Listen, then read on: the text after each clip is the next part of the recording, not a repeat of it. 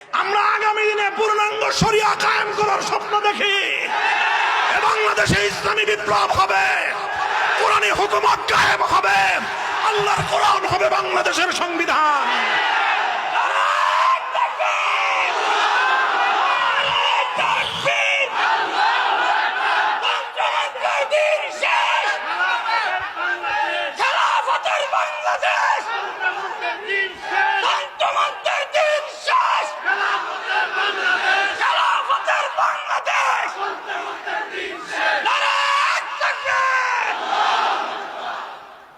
ওলামায়ে উম্মতকে বলবো, সবাই যার যার জায়গায় কাজ করতে থাকি, আর আল্লাহর জমিনে ইসলামকে বিজয়ী করবার যেই চলমান আমাদের যে সংগ্রাম, প্রত্যেকে যার যার জায়গা থেকে এই সংগ্রামকে আমরা সহযোগিতা করতে থাকি। খবরদার কোন পরিবেশে, কোন প্রেক্ষাপটে আল্লাহর কোরআন এবং নবীর সুন্নাহর মূল পথকে বাধাগ্রস্ত করার কোন কাজের সাথে কোন আলেম সম্পৃক্ত হওয়ার দুঃসাহস দেখাবেন। আমি বারবার এই কথা বলি, ফজরের নামাজের সময় উঠেই সবার আগে বলেন জায় নামাজ কি হতে পারে। এটাকে আমি অস্বীকার করি না, তাহাজ্জুদও পড়তে পারে, নামাজও পড়তে পারে, কোরআন তেলাওয়াতও করতে পারে, কিন্তু কথাটা হলো যে তুমি ইসলামকে পূর্ণাঙ্গ জীবন বিধান মানো কি মানো না। এই হলো প্রশ্ন তোমাদের সঙ্গে আমাদের, যারা আগামী দিনে বাংলাদেশে রাষ্ট্র রাজনীতি নিয়ে রাষ্ট্র এবং রাজনীতি নিয়ে কথা বলতে চাইবেন, রাষ্ট্র এবং রাজনীতির প্রসঙ্গ আলোচনা করতে চাইবেন, আপনাদের কাছে আমাদের স্পষ্ট বার্তা হলো এই যে আমরা এখনই আপনাদেরকে এই কথা বলি না যে আপনারাও ইসলামী রাজনীতি করেন, যদিও এটাই বলা উচিত, এটাই সত্য কথা।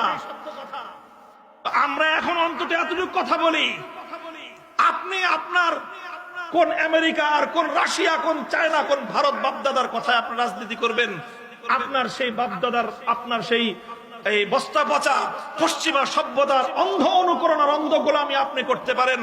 আমরা যারা ঈমান পেয়েছি, আমরা যারা আল্লাহর কোরআনকে বক্ষে ধারণ করেছি, আমরা যারা ইসলামকে বক্ষে ধারণ করেছি, আমার জীবনের প্রতিটি কাজ ইসলাম ধর্মের অনুসারেই হবে, আমার ব্যক্তি জীবন ইসলাম অনুযায়ী চলবে, আমার পরিবার ইসলাম অনুযায়ী চলবে, আমার ব্যবসা বাণিজ্য ইসলাম অনুযায়ী চলবে, আমার রাজনীতিও ইসলাম অনুযায়ী চলবে।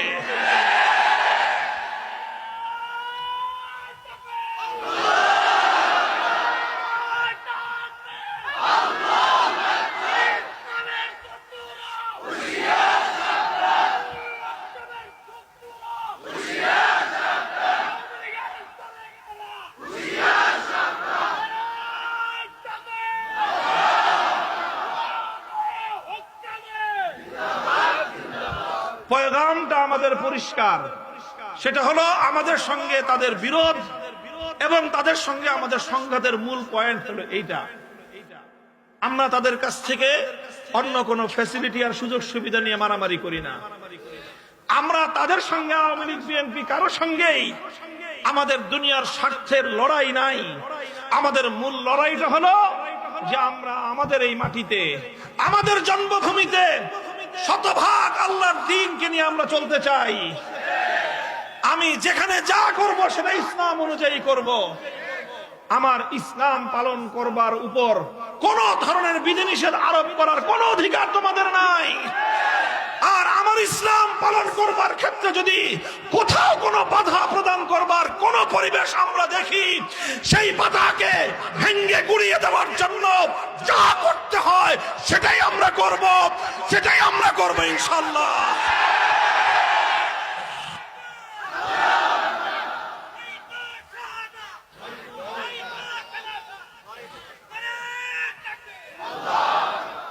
এই জায়গাটা হলো মূল কথা আমাদের, এই জায়গাটা আমাদের মূল কথা।